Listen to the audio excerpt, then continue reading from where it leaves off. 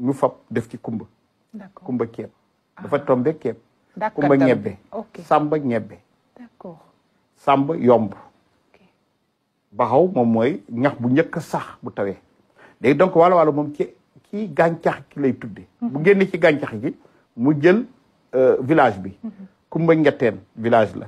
kumba xoor kumba dagana samba dagana samba ndar kumba ndar donc ñaar yooyu lay def. léegi de boo demee ci jolof-jolof yi ñoom lu ñu gën fonk mooy nguy. nguy mooy di baobab. waaw seen tur yëpp duñ ciy dugal nguy.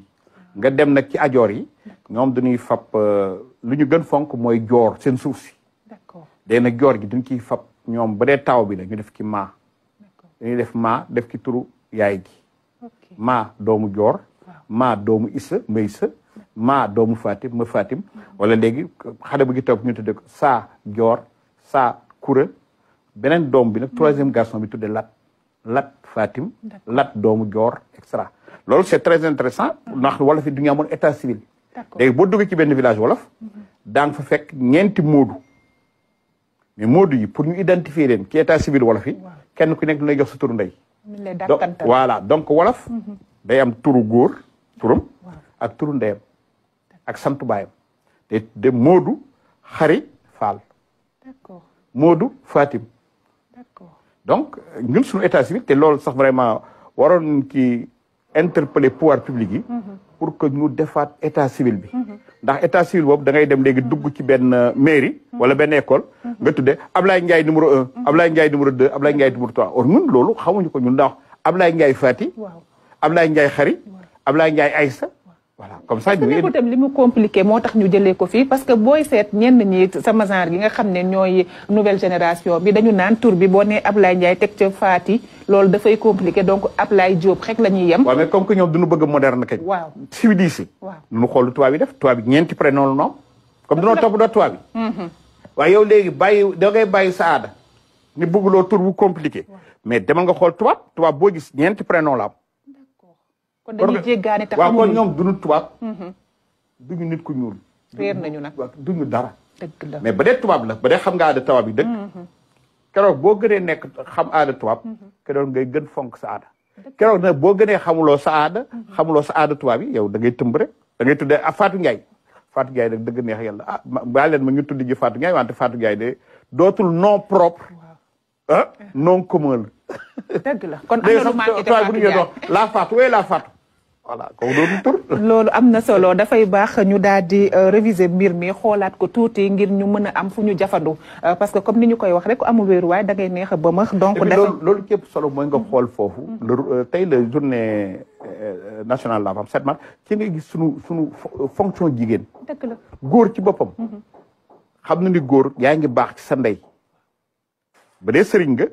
yow doo doomu sëriñ doomu soxna nga.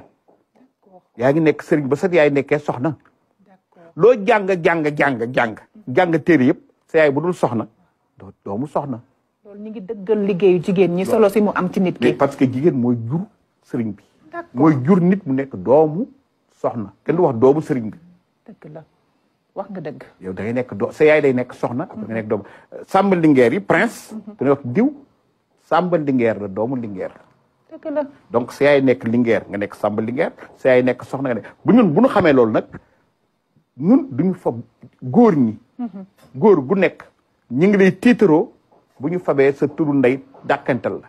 nga xool ko ci sëriñ si. waaw temps yi la ko nit ñi bàyyi. mais sëriñ si par exemple Seydina Hadji Malick si. turu wolofam dëgg mooy Njoogu Fawat.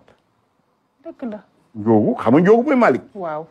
Malick mooy turu arabe bi mais turu wolof bi Njoogu la Fawad sëñ bu mag bi sëñ Touba voilà sëñ Touba ci boppam xëy na moom identification boobu amu ci mais magam bu mu bokkal day bay magam mi ngi tuddee Maam Mor Anta Sali déedéet Mor Jaara Maam Mor Jaara d'accord Maam Mor Jaara waajuram bu góor di Momar Anta Sali waajuram bu góor di Balla Aysa Buri Balla Aysa Buri waajuram bu góor di Ma Aram Ñang Mbàkke d'accord donc déjà nga xool rek sëriñ bu mag bi rek généalogie am góor ñëpp dañuy am seen prénom ñu teg seen prénom yaay. am na solo. donc déjà loolu da lay wan ni ñu njëkk a jël sax exemple. ki suñuy kilifa diini yi. pour wane ni jigéen ñi nuñ ko revendiquer seen jëkkër yi léegi ni leen bu ñuy dem di def état civil di déclaration sama doom bi def ci sama tur ndax loolooy suñu aada loolu dëgg la loolu dëgg la jigéen ñi faaw ñu xoolaat seen ak bu dee am doom bu góor waaw bu dee amee doom bu góor aada wala fi doom bu góor bi turu ndey gi da ciy nekk baay gi dana joxe tur mais turu ndey parce que da koy wax Ablaye nga ne Ablaye mu Anta dëgg la Ablaye Anta Cheikh Anta leeral bi am na solo lool ci côté tur yi te dama d'accord ak yow loolu aada la aada bu dëgër ndax aada bi dafa diine da ko fi bàyyi donc loolu dafa am solo diine bàyyi na ko fi parce que xoolal xam nga lu tax man la diine bàyyi bi xoolal suñu sëriñ si rek xam nga gis nga exemple bu mu la jël bi dama la maam Mor Jaara